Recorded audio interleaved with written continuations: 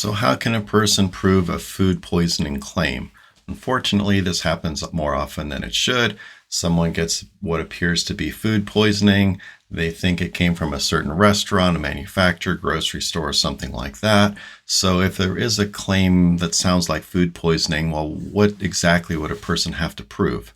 Well, it's really two things. The first thing is you need to prove that the food that was eaten was actually contaminated. And then the second thing to prove is that the contaminated food is what actually made you sick.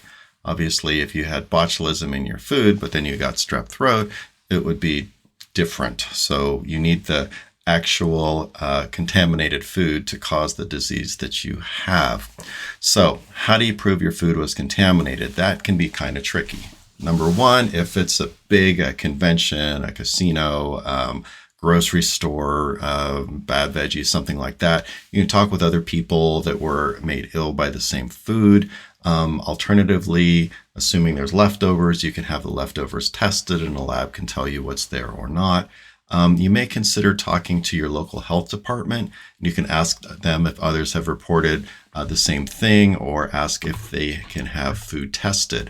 So providing the source of the illness will be a lot easier if you've got a government health agency like a county health department or state health department step in and then trace the outbreak of food poisoning to a particular source. So then what can you do to prove that it was the contaminated food that actually made you sick? Well, in that step, you would go to the doctor. You would say, hey, doctor, look, I'm really, really sick. I believe I ate contaminated food. Please test me. So you would go and get tested to see if the disease you have is actually caused by the contamination that's in the food. So if you can prove that the food was contaminated and you can prove that the contaminated food made you sick, then, well, where do you bring your claim? Well, you can start at the producer. It's, the farm.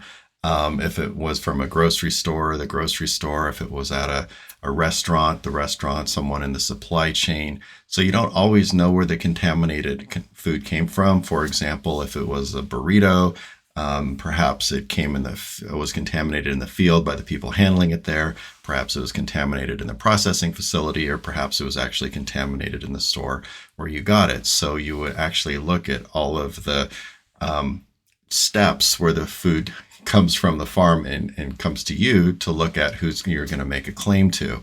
So if you've got very bad illness and significant injuries because of it, you may actually want to talk to a local lawyer that does this sort of work to help you out, because these cases can be somewhat complex.